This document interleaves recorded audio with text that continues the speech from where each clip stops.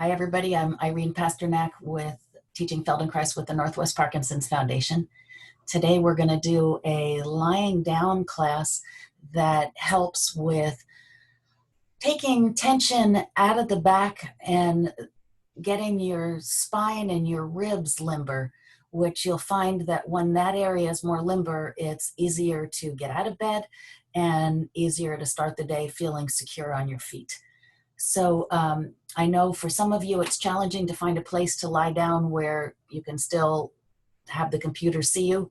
And so some of you are going to do the lesson sitting. But if you can find a way to do it lying down, it is a delightfully relaxing and limbering kind of lesson. So we'll just take a minute while people find that place to lie down.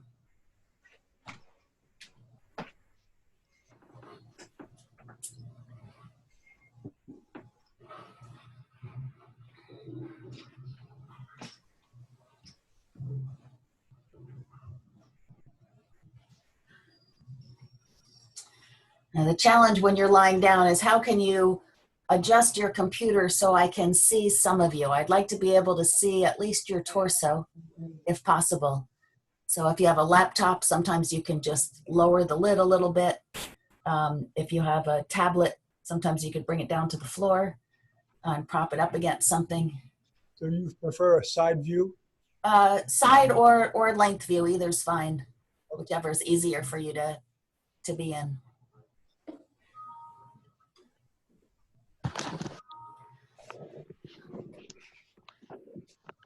And go ahead and start by lying on your back. You'll probably want some kind of pillow under your head. And many people are more comfortable if they bend their knees and put their feet standing when they're on their back. Some having a roller under your knees can be helpful. I see Bill has this lovely half roller, which is comfortable. Sometimes just a pillow under the knees is nice.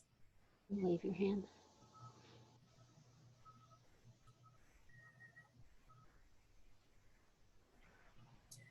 And if you are bending your knees in order to keep your low back comfortable, sometimes there's a sensation of your feet trying to escape, like they want to slide down. And if you take your socks and shoes off, your feet, the bare feet are stickier, and then you don't have that sensation of your legs escaping. And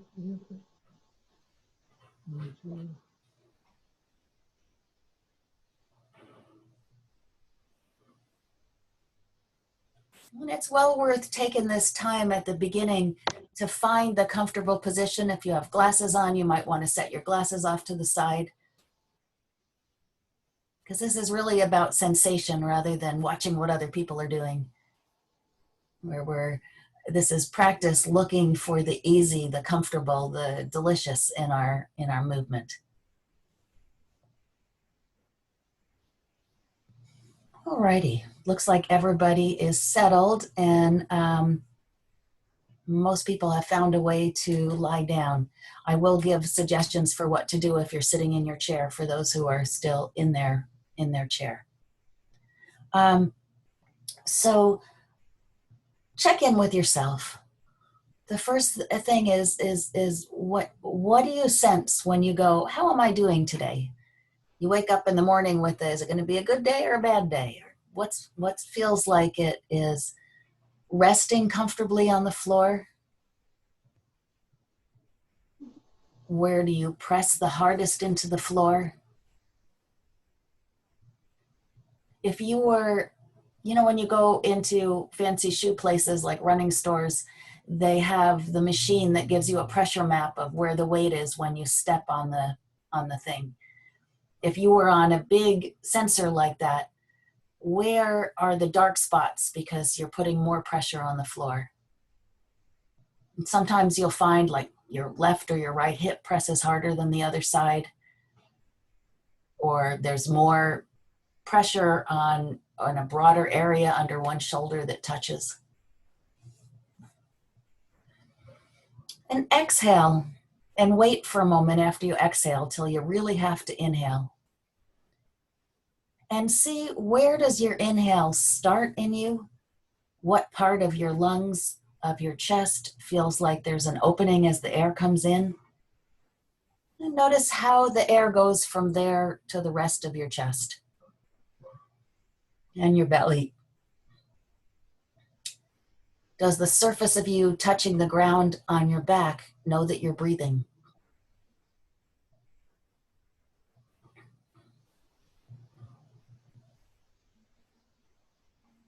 All right, go ahead and bend your knees so that you can put your feet flat on the floor.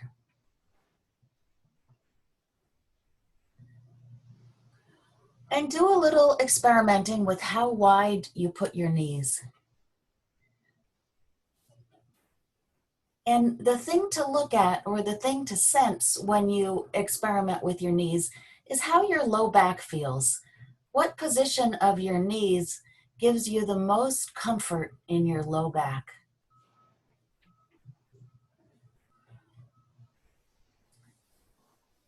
And what if you put your feet close together? So if you glue your feet and your knees, everybody try this. Feel what feels unstable in your body. Like, do you feel like your knees might flop to one side, that you have to tense something in your back or your belly? And then take your feet a little wider than hip width apart. And see if you can find a perfect place for your feet where your knees don't want to fall in and they don't want to fall out. Like it takes the same amount of effort to keep them from falling in or falling out. So to find this, you might have to actually begin to take your knees a little wider or bring them in. And it might be a position of your feet. Try putting your feet, toes toward each other. See what that does to your knees and your sense of comfort in your back. And try putting your feet out a little bit pigeon-toed. And then experiment in the possibilities in there to see if there's a place where your both feet can be completely flat on the ground and your knees stable. Okay. This is all that practice at finding the easy, finding the comfortable. Now begin to tilt your knees to one side. And we all have a habit of one way we like to tilt our knees. Just notice which way did you choose. And then bring your knees back. And in this class, like in all the Feldenkrais classes, if I ask you to do a movement, do it and then undo it. So tilt your knees and then untilt your knees. And feel how high up in you this tilt happens. So your pelvis is rolling. You can feel your bottom rolling on the floor. And you might feel that your ribs get twisted a little bit and that your rib cage actually lifts up off the floor on one side. Let's notice that. And notice if there are any little spots that are talking to you like, oh, this isn't quite comfortable. And I want you to not do things in this class if you have that moment where there's a little bit of an ouch, because you already know how to do things the hard way. We want to learn how to do it the easy, the comfortable way. So let's do a little experimenting by putting your hands underneath your head. So you can interlace your fingers, put your hands under your head. If you have one shoulder that doesn't like this, you can do one hand up there. And let your elbows open out as far as is comfortable. Some of you, that might mean they're pointing to the ceiling. Some, they might be resting on the floor. And slide the whole top of you, your head, your shoulders, your hands, all as one unit, a little bit to one side so that your ribs shorten on that side. If you're sitting in the chair, side bend a little bit. Bring one elbow down toward the ground. When you're lying down, you're bringing one elbow toward one hip. And try this on going the other direction. So leave your knees up to the ceiling for a moment and just slide your head and shoulders on the floor a little bit to the other side. So you're beginning to make a little bit of a C curve in your spine when you do that. Your waist area goes one way while your shoulders and head go the other. Okay. Now go back to tipping your knees one way while you do this movement of your head, and try, see which way is it better if you move your head and shoulders left, or if you move your head and shoulders right while you tip your knees in this direction. Please just tip the knees in one direction right now. Don't go back and forth.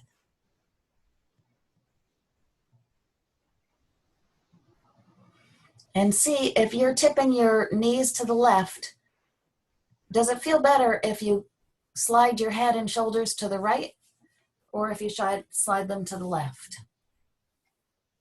Usually when we take our head and shoulders opposite our knees, it becomes easier for the knees to tilt. So if you're tilting your knees left, slide your head and shoulders to the right. And if you're tilting your knees to the right, slide your head and shoulders to the left.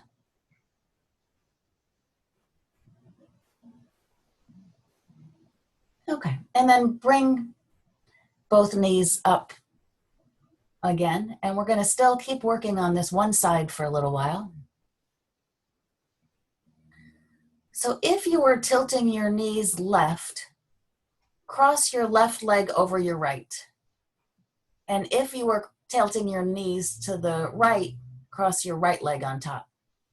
And if you've had a hip replacement and this is something you're not supposed to do, don't do it.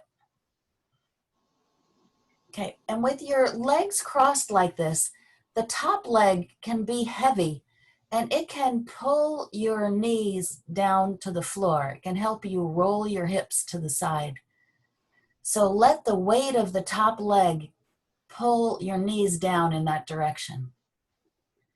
So I see some people doing this backwards.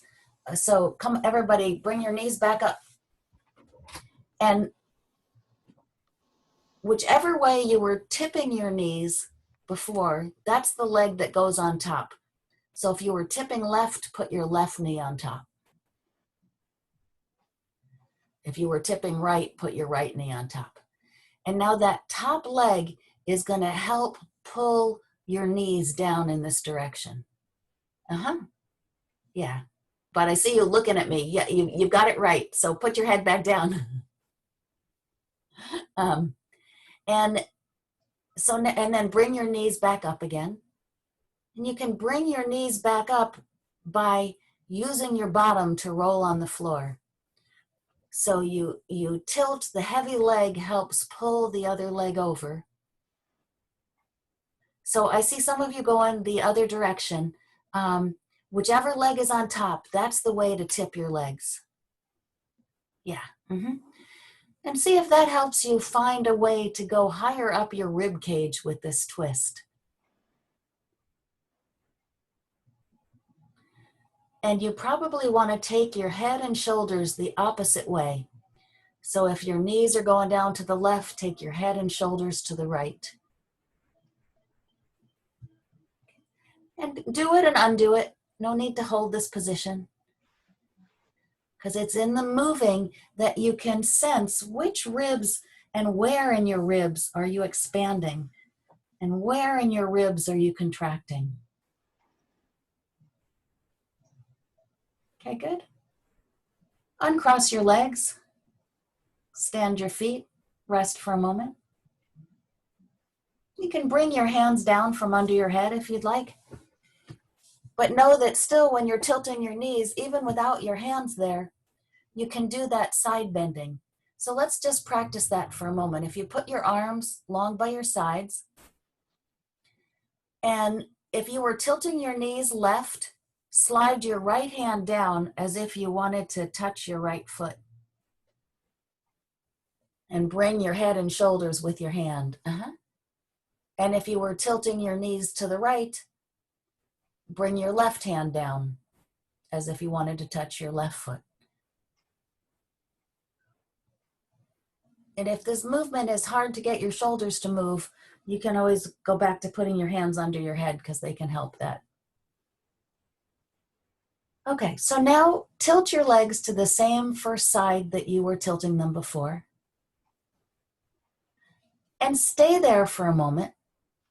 And while you stay there, you don't need to cross them. They can be uncrossed.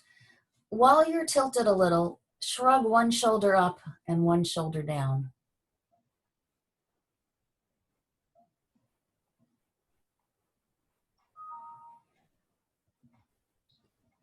And come on back up. Try this without tilting your knees, of bringing one shoulder up to your ear, then pressing that one down and bringing the other shoulder up to your ear.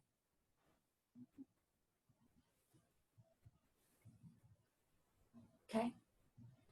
And bring your arms out to the side, kind of straight out, right at 90 degrees to your shoulders if you can. If that's uncomfortable, lower them closer to your waist. Move whatever's in your way so you can do that.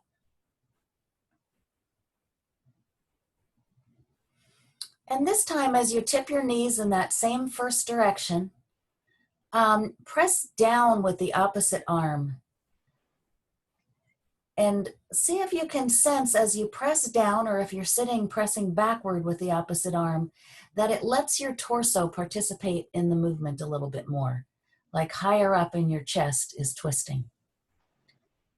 So that back shoulder stays down. You might even turn that back arm palm up, see what that does. So the arm you're coming away from presses down while it's palm up. And do that and come back a few times. And I see many people's knees going quite a bit further than they were in the beginning, and more torso movement. And don't forget, you could do something with your head. Try rolling your head opposite your knees. So if your knees are going right, roll your head left. Or if your knees are going left, roll your head right. And just feeling for all that movement in your torso. And it's funny, this movement we're doing now is the exact movement that you need to have 1 foot balance and to be stable in your walking as well. This twisty, turny sensation in the torso. Okay, rest for a moment. Rest with both legs long if that's comfortable. On a roller's fine. If it's not comfortable, feel free to leave your knees bent. If you do have a roller, you probably want it down at your knees rather than up higher.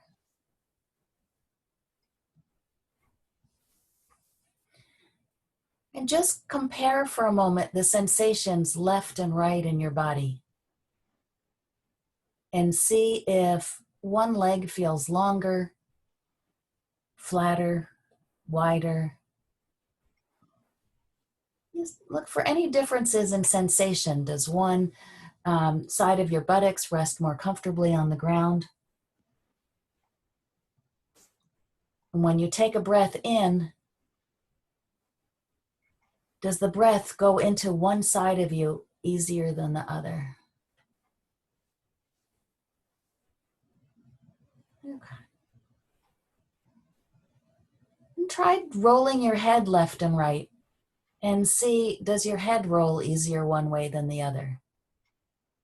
How small a motion can you make rolling your head to know that your chest and your ribs are more responsive when you go that way than when you go the other way?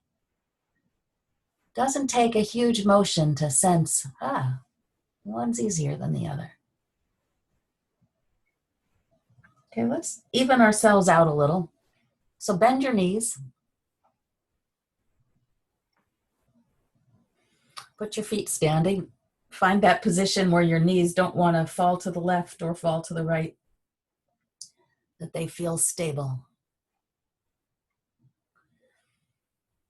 And begin to tilt your knees in the other direction.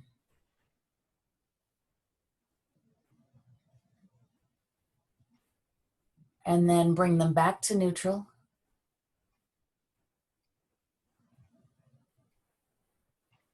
And do that many times, thinking, how and sensing how can you get more of your torso involved. So what we played with on the other side was interlacing our hands behind our head and side bending. So taking your shoulders and your head to the opposite side your knees are going. Now it's really interesting because some of you started going to your left and you're still taking your knees to the left. This would be a good time if you were going to the left to try going to the right or vice versa. So go opposite what you were doing before. And letting your head and your shoulders go opposite your knees, that they slide on the floor so that you can shorten one side of your ribs, like an accordion player compressing one side of the accordion. And as your knees tilt, really pay attention to the sensation of your bottom rolling on the floor. And think of that bottom as a car tire. It grabs the tread of your bottom, grabs the surface you're on, and almost rolls underneath you. And on the second side, go slowly to the side, taking your knees as far as they go, letting your shoulders roll, reaching for your back heel a little bit. And then quickly roll back to the center. So you use your bottom as your power to roll back. So slowly go down, feeling the connection all the way up your body so that there's this lovely sense of the legs pulling on the torso gently and it going up into your shoulders underneath. And then come back with speed by using your bottom.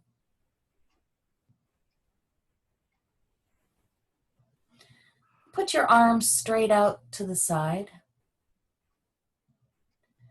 Palm up.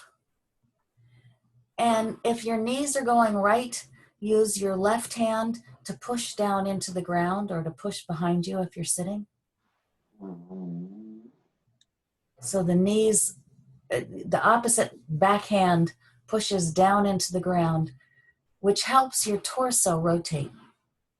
Because it's the torso rotating that is going to make the difference in walking and getting your weight over that foot. Getting the ribs so that they twist like this.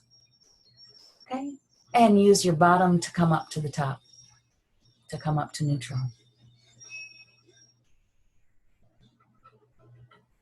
Okay. Now put your hands straight out to the side. And put one palm up and one palm down. And look, roll your head so your eyes look at the hand that's palm up. So the hands are resting on the floor, one palm up, one down. And your head and your eyes look at the palm up hand. And then switch hands, so switch which hand is palm up and roll your head to look at the palm up hand. Go back and forth like this a few times. So you're always looking at the hand that's palm up and the hand behind you rolls palm down. And there's a lovely movement in the torso, a twistiness. To me, it feels like I'm wringing out a towel in my back somehow. And the hand that is palm up, reach with that hand as if you wanted to touch the couch or the furniture that's on the other side of the room there. And then as you roll, so just slide it on the floor though, don't reach up for the thing. And then as you switch hands and the other hand rolls palm up, reach as if you wanted to touch something over there. Yeah. And go back and forth like this. Your head turns to look at the hand. There's this lovely sense of pulling and twisting in the upper spine. This is one of the most, I think, important movements for maintaining good posture and not having your head hang forward. This twistiness in that part of the spine and mobility in the ribs. And it just feels good. Now, you can begin to add your knees in. Have your knees go toward the palm down side first. So whichever side your palms down, let your knees tip that way. And your head looks toward your palm up hand.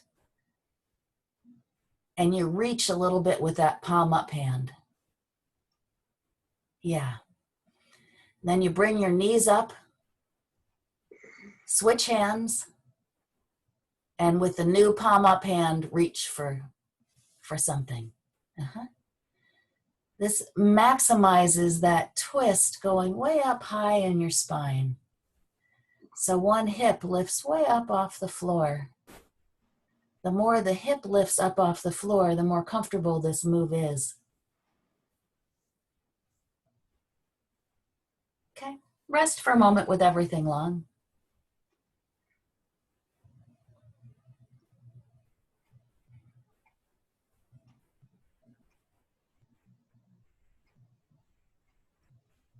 And again, if that's not comfortable, feel free to keep your knees bent.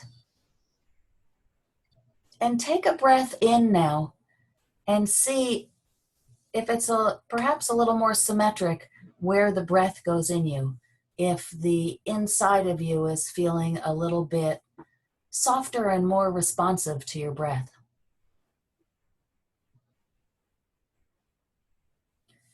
And then bend your knees. Stand your feet again. And this time alternate. Once let your knees slide down, tilt down to the left, bring them up, and then go to the right. And just see how far they're comfortably going now, and how far up in your torso you can feel it. And how your head just perhaps naturally now rolls opposite your knees.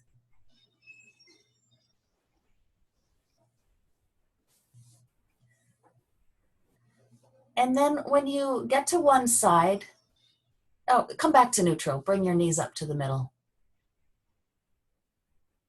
We're going to play a little bit with the seesaw breathing that we started with last time. So put one hand on your low belly, beneath your belly button, and one hand up on your high chest on top of your sternum. And take a breath in. Feel which hand moves first, which hand moves more than the other one. And then listen for a sec and get the whole instruction before you start.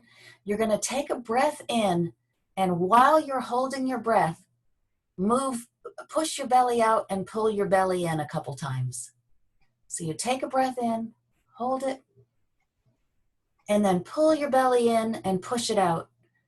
And you'll feel that that makes your chest go up and down. And once you begin to feel that, you could think about your chest pushing up and pulling down. Of course, you have to stop and breathe when you need to. So try it again with another breath.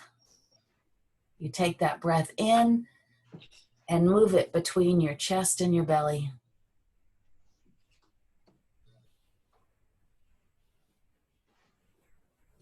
Okay, good. And tilt your knees to one side.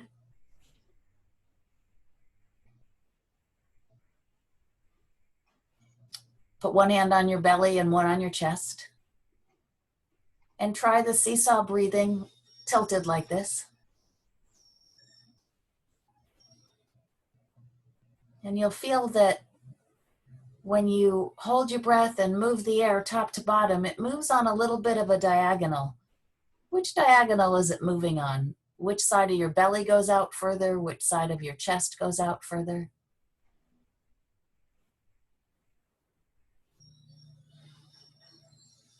Okay, good. Bring your knees up. Tilt your knees the other way.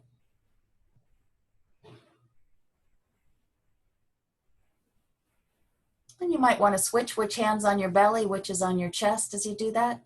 And try the seesaw on this side.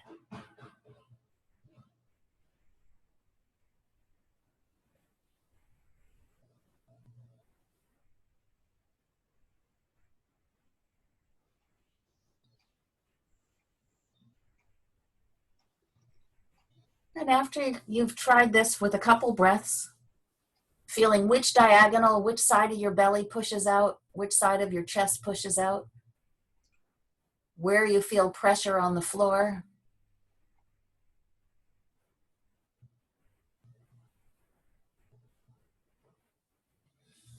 Then bring your knees back up and rest for a moment.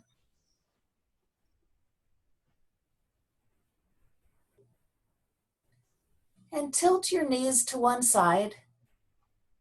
And just see what that tilting the knees is like. If it goes through your body even a little bit easier, all the way up into your shoulders. And then there's a feeling of your torso twisting between your arms as you do that. And then bring your knees over to the other side and feel what it's like to go the other way.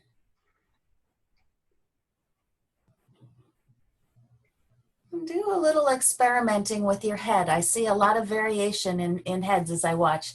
Some people are leaving their head very still in the middle. Everybody try that. Take your knees one way and then the other way without moving your head. And then try letting your head roll in the direction your knees are going.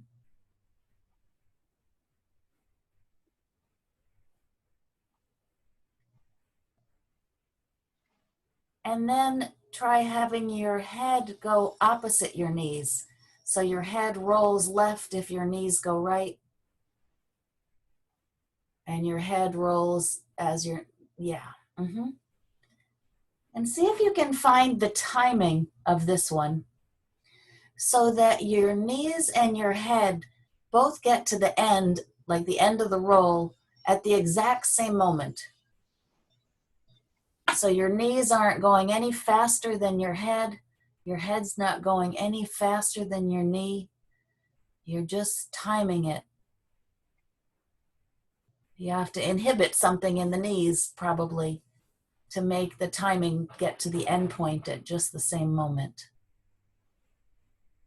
But this trying to time it to be identically the same helps get your body connected from head to toe. And it's that connection from head to toe that's going to make you feel limber when you get out of bed. So just rest for a moment. Put your legs long if that's comfortable.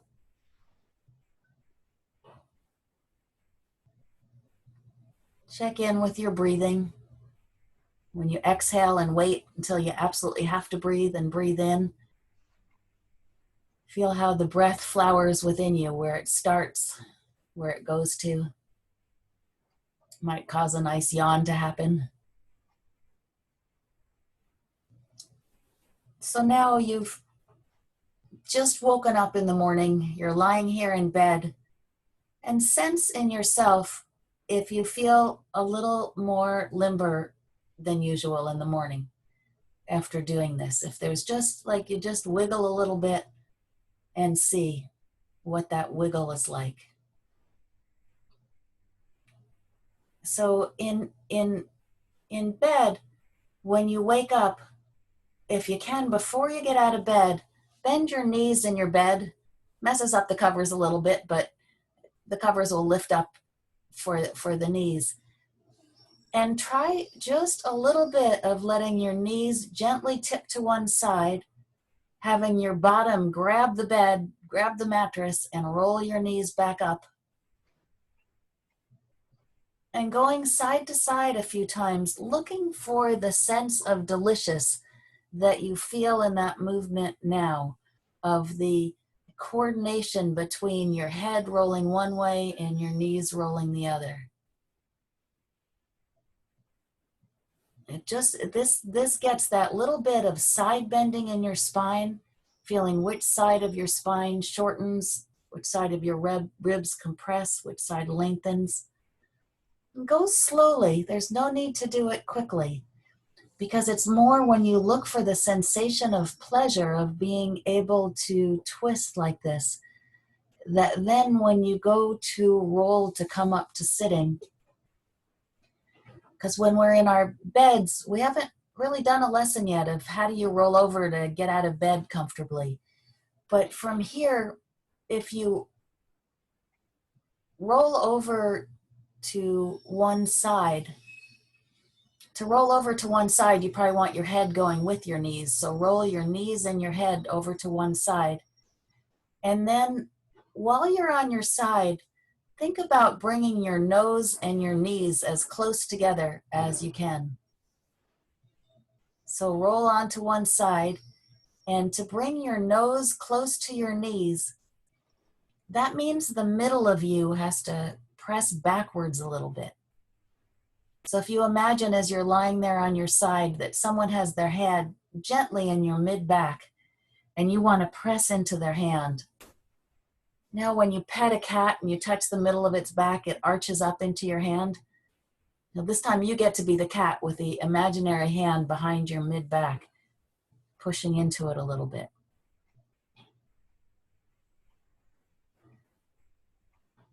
And from there, when you're on your side, by pushing into your mid-back and your head coming near to your knees, you might find that an easier way to then push yourself up into sitting.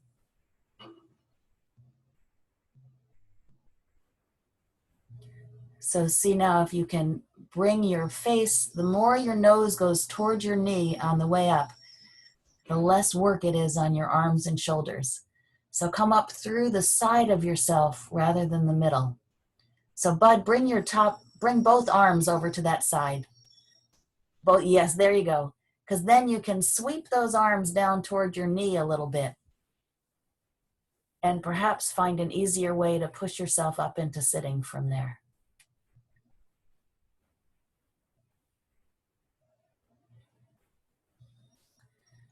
Bend your knees even more, Rich. Bring them up. Yeah. And then it's going to be less work on your arm to push yourself up into sitting.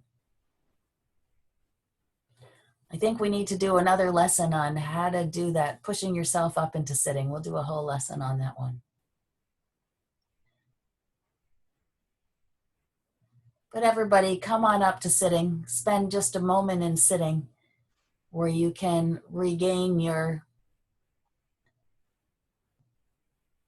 blood pressure and equilibrium before you come up to standing.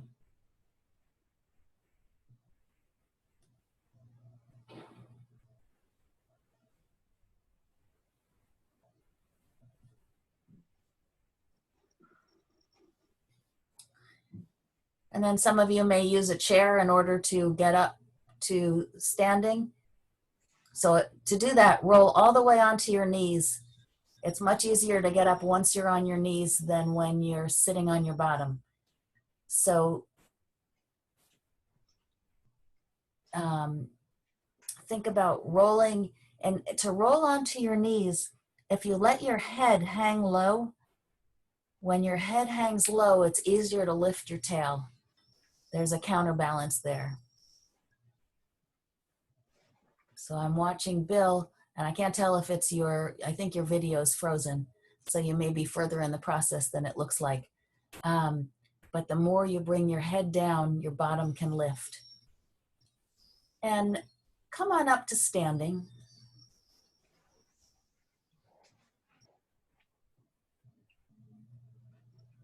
Just see what it feels like to stand up.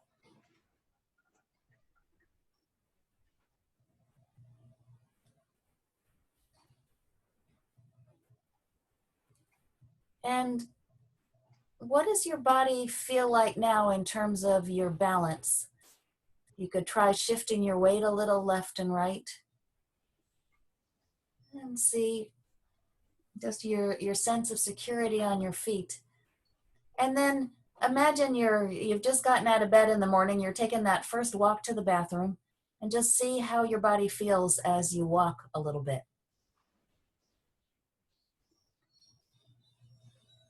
It's just a little easier to transfer your weight from foot to foot. Perhaps easier to take a longer step.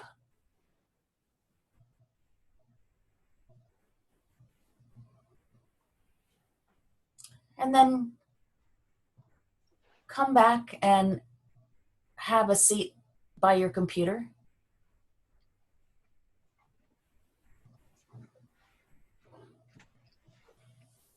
And if you're trying this in the morning and doing the tilt knees things, Um, Again, it doesn't have to be a half hour because most of us can't wait half an hour or 45 minutes before we have to pee.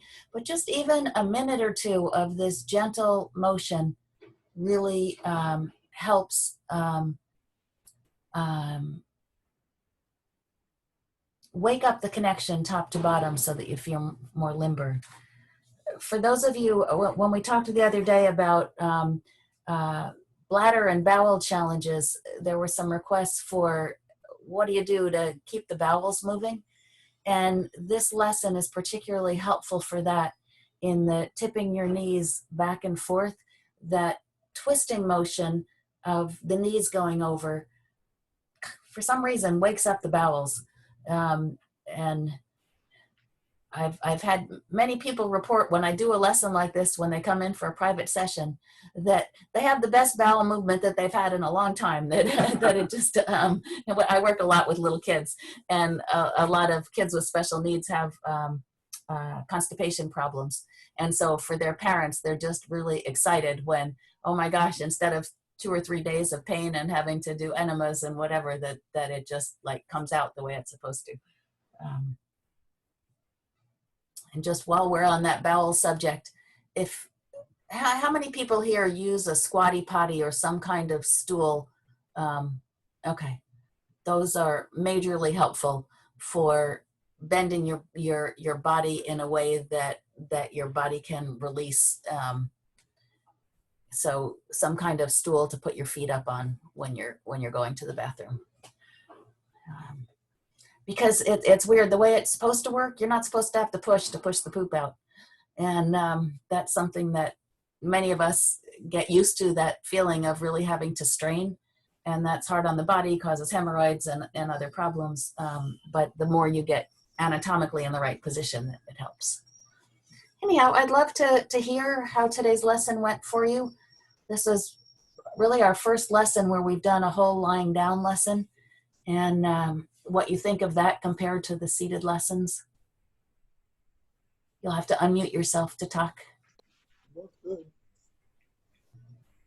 Seated or lying down doesn't seem to make a difference for me. Okay.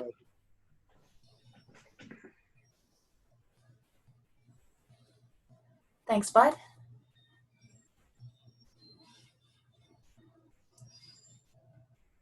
Any other comments about the lesson, how your back feels after, how your balance, how it felt to walk around afterwards? Well, that was a good stretching exercise. Yeah, it is a good stretching. Think of it more as a good coordinating exercise. And you're looking for just the amount of stretching that feels pleasant and easy as you're doing it. Because we're not trying to stretch fabric, we're trying to coordinate your brain's ability to talk to your whole body connected. So it's a different way to think about it inside, because when you think about it as coordination, your body moves differently than when you think about it as stretching. But it leaves you feeling, I always feel like after I do this lesson, like if I was a piece of Play-Doh, you know, you roll the Play-Doh and all of a sudden you're taller and longer.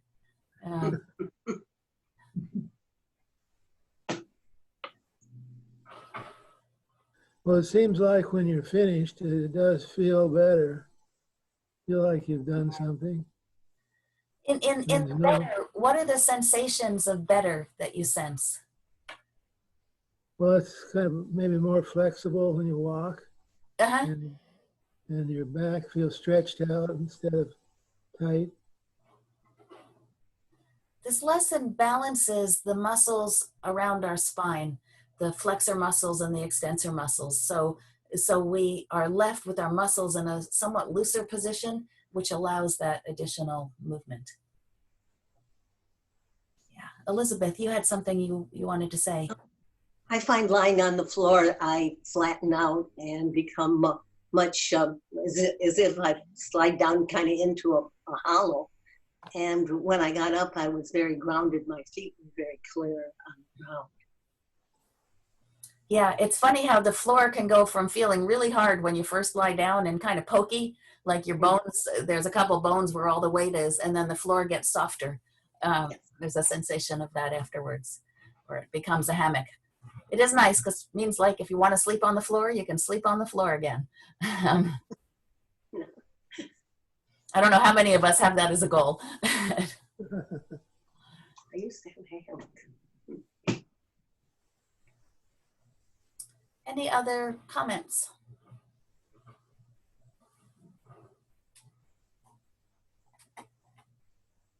How'd you do inside yourself with staying in comfort? And if something didn't feel good, it's that looking for what else can I move so that it feels more comfortable.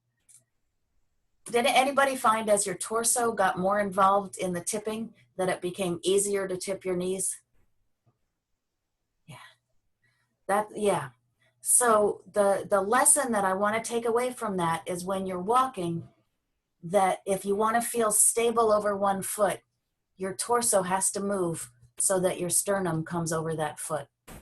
And just try it here, sitting on your chair, come up to the front and shift your weight over one sit bone and feel how if you bring your sternum all the way over that sit bone, that you feel like, all right, I could sit on this side for a while. I'm not going to fall off of it. And if you go to the other side, you bring your sternum over the sit bone. And, oh yeah, I'm stable over there.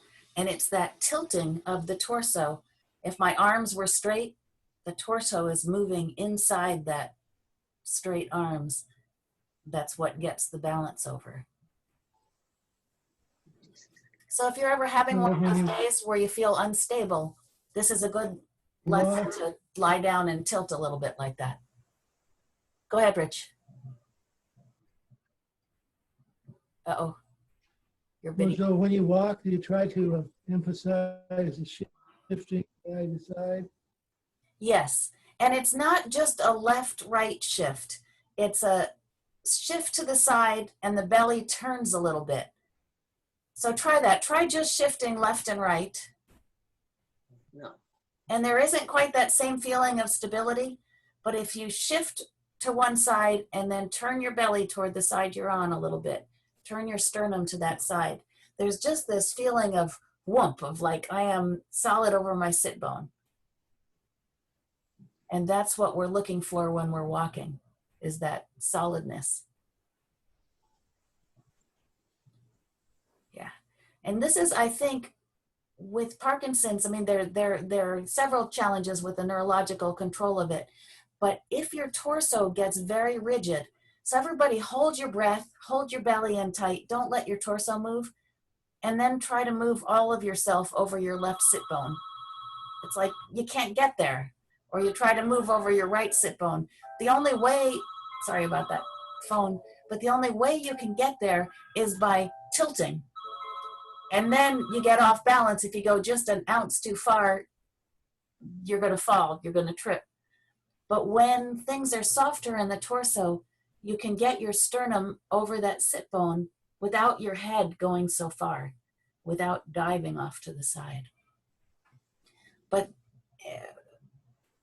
one of the first things that seems to happen with Parkinson's is that the ability to move the torso goes down a little bit.